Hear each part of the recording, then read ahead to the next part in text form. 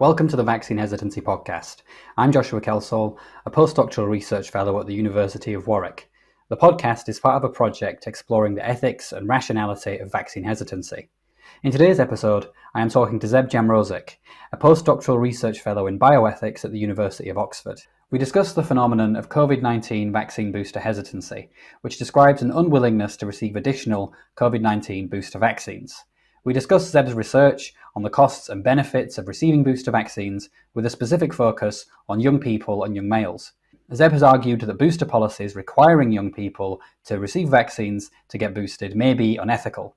We discuss his arguments and how they relate to the reasonableness of vaccine hesitancy. Hi Zeb, could you introduce yourself and the research that you've done on the ethics of booster vaccines?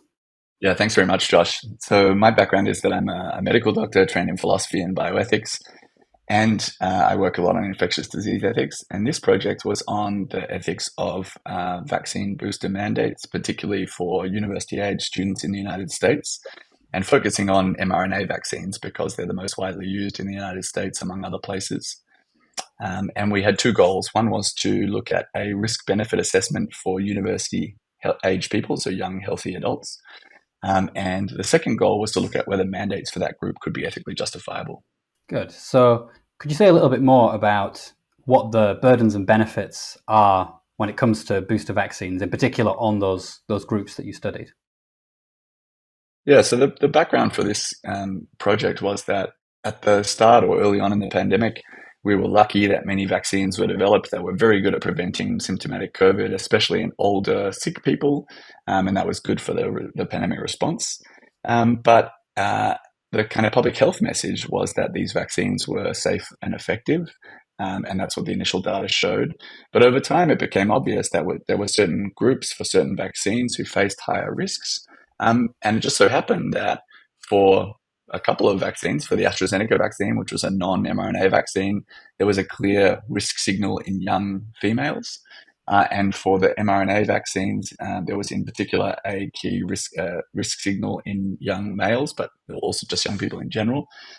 And, that's a problem for public health policy because that group, young, healthy people, are the group that benefit the least as individuals from COVID-19 vaccination because they're not especially at high risk of the disease itself. And if they're at high risk of the vaccine, that raises the question, well, could they be facing significant risks from the vaccine that might be similar to or even higher than risks of the disease for them? And what we found by carefully looking at the numbers, once you stratify or look down at just that small population group out of the whole population, is that, well, first of all, on the benefit side, you would have to vaccinate a very large number of university or college students to prevent one hospitalization, and that should be intuitive because these people don't go to hospital very often with COVID. And the second thing that we found is that, well, the risks for that group could be of a third dose of mRNA vaccine could be quite significant. And it's plausible to think that they might even, in some respects or for some groups, outweigh the benefits of vaccination. And we stratified by age, sex, and we thought about whether people had previous medical illnesses because that would be a different case. We didn't even stratify by previous infection. So if it turns out that you've been previously infected and then the policy forces you to get a third dose of vaccine, it would be even worse. Our assessment would be a generous assessment, and the reality would be that you probably do face higher risks of developing, especially the heart side effects of mRNA vaccines, myocarditis, than the benefits you would get of getting a third dose. So one of the things there is that the specific vaccine, the mRNA vaccine, has these negative effects. And so one thing that someone might then respond to is they might say, well, what about these other vaccines? If they don't have negative effects, then it seems like people should be getting them, and maybe we could base a mandate on that instead. Yeah. So I think that's a reasonable thing to suggest, and it might improve things in one respect. Because there is a whole range of vaccines available and they have different risks for different age groups. But as I already mentioned, one of the other vaccines that was available in high-income countries, the AstraZeneca vaccine, was quite dangerous to young, healthy adults. Some countries stopped using it or refused to provide it, especially to young, healthy adults.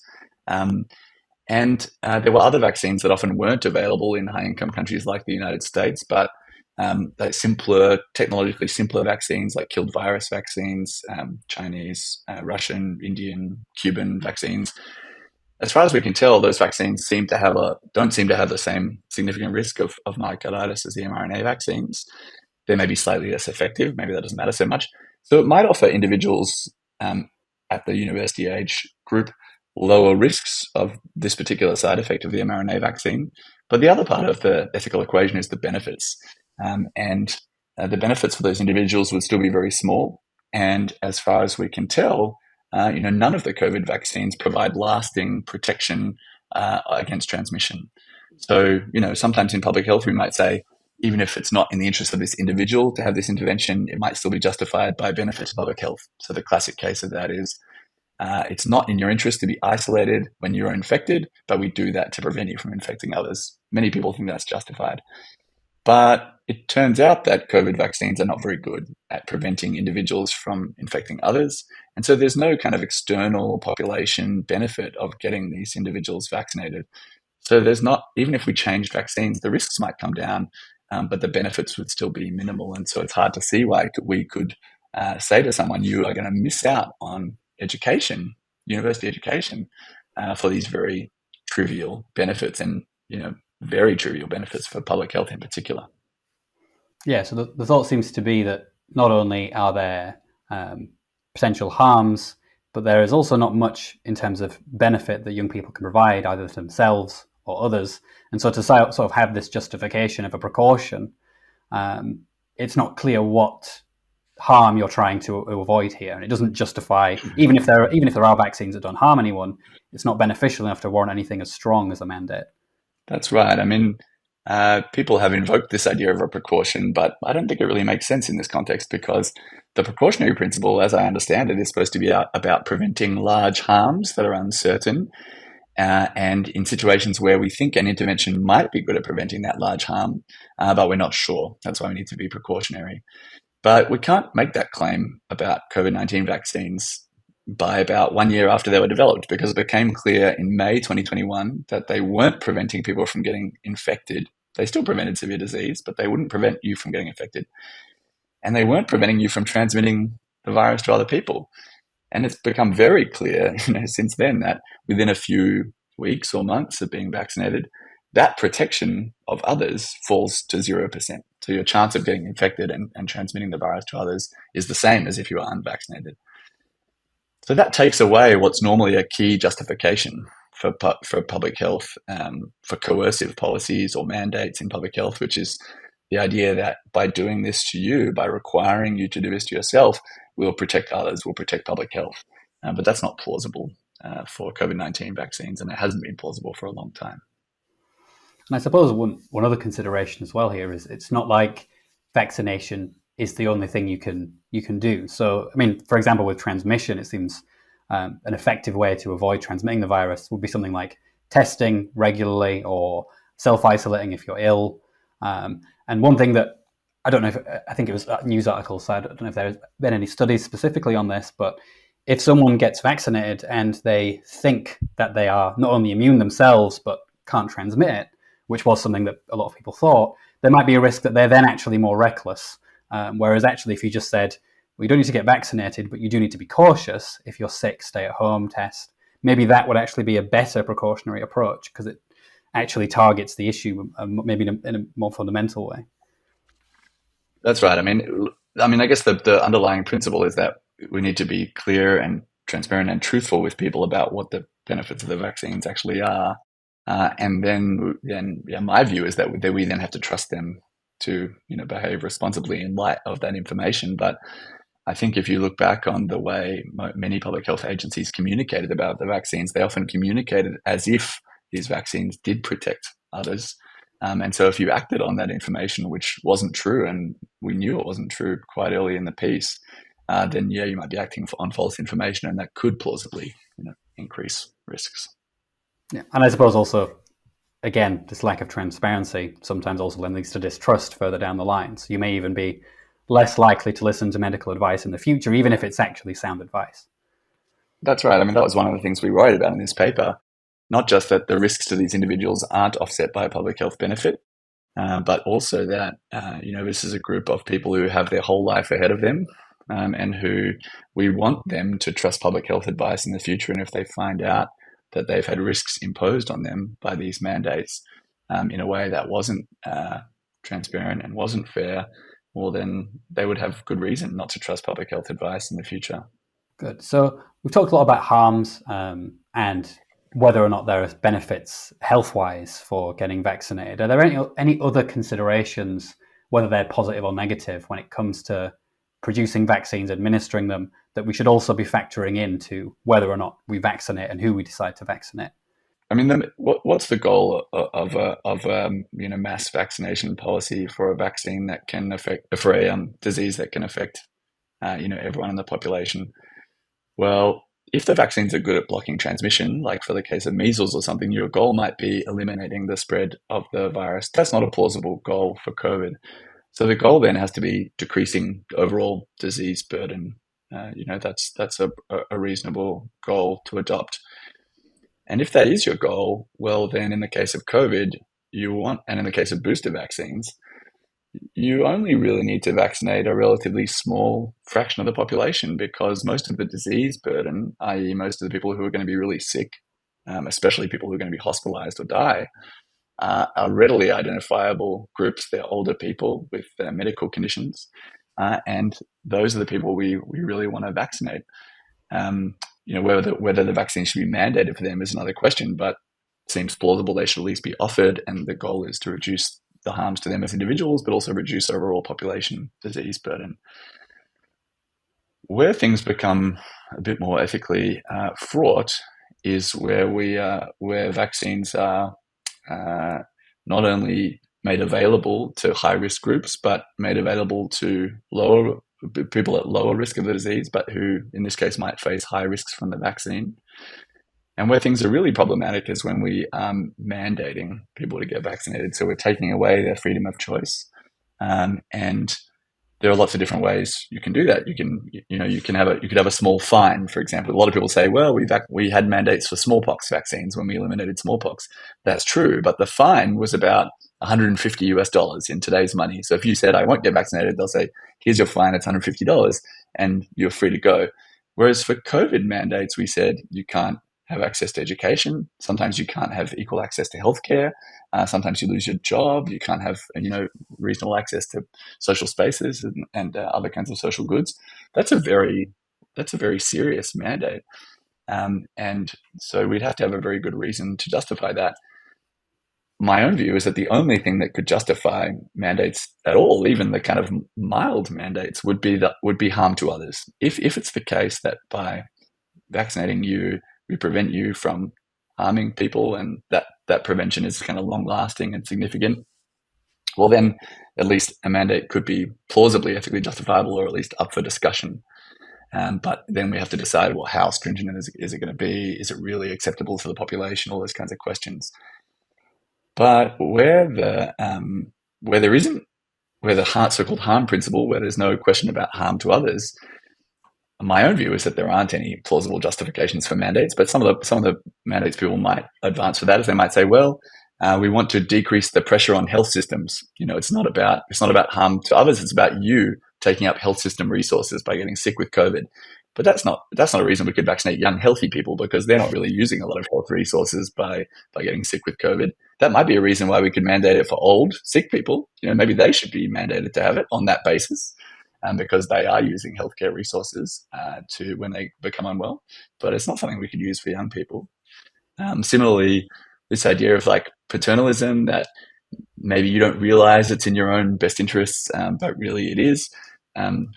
Well, that's, you need to have really good data showing that it really is in your best interest, and we just don't have that for young, healthy people for COVID vaccines. And then some other things people try to advance for mandates is they say, well, it's a matter of fairness. So they say, other people got vaccinated, everyone's getting vaccinated in the population, so you should too.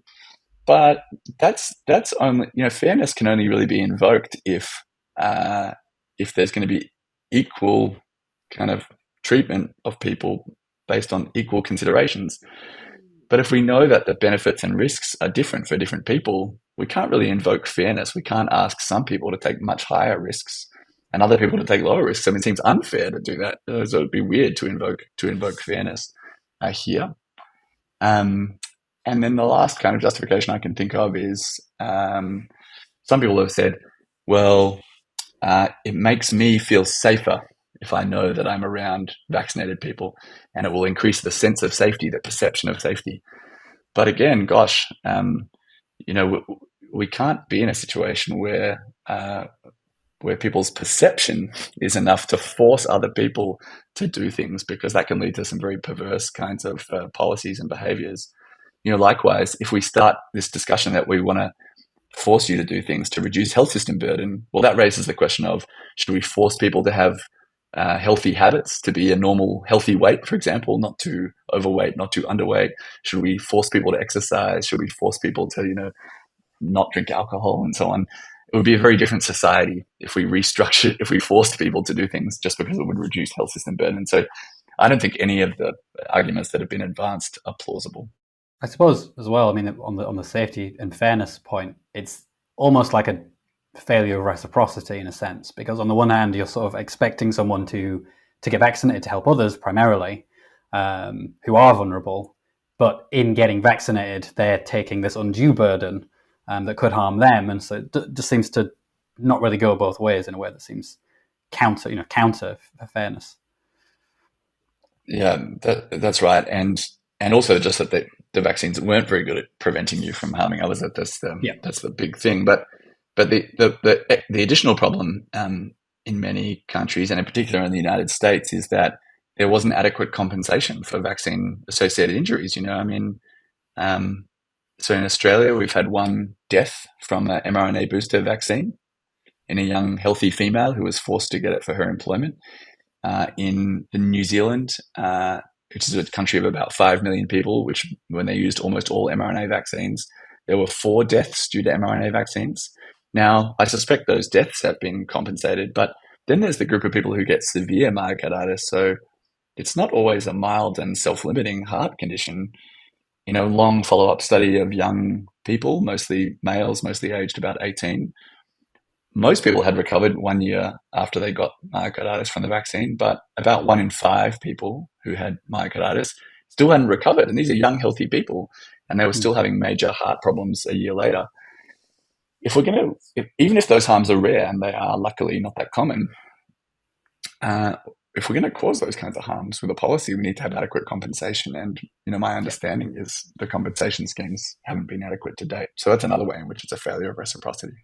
Okay, so I guess maybe one more justification that someone might use, and this is just thinking about how the pandemic's evolved over time. So, you have the initial pandemic emerging. We're not 100% sure on how deadly it's going to be. The vaccines come along and are seen as a very efficient way to reduce the harm that's going on at the time. Do you think that at that particular time there was more justification, not necessarily for a mandate necessarily, but for younger people to be getting vaccinated?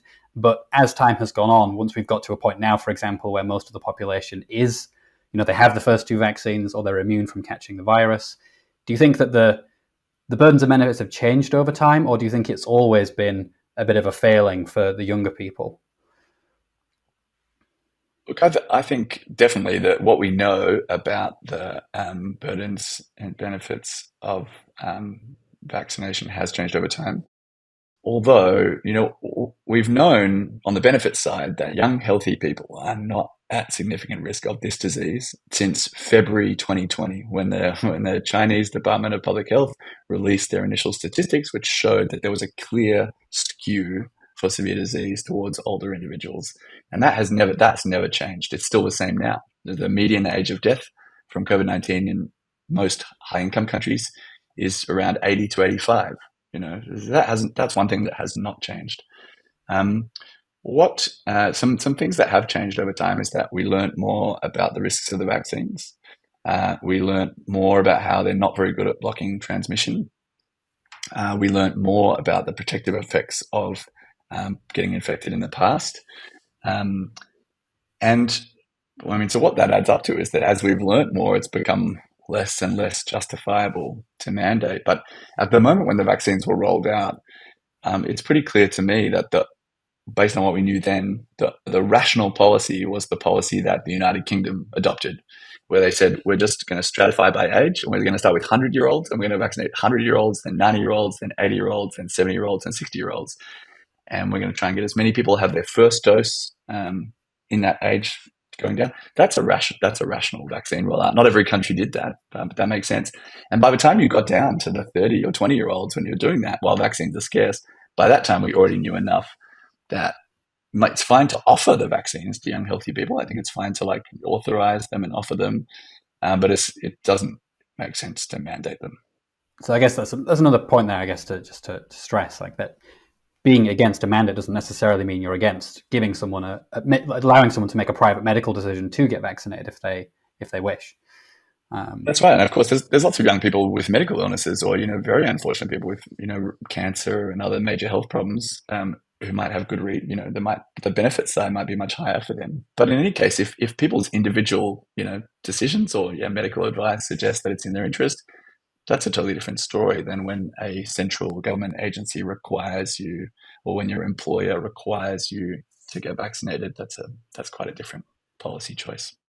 So moving to a slightly different topic then. So with our project, we're concerned partly with the ethics of vaccine hesitancy, but also with the rationality or reasonableness of it. And so given, the findings that you've made here about the effects of vaccines and boosters in particular, how do you think that would relate to the question of whether or not it is reasonable for certain people to refuse vaccination?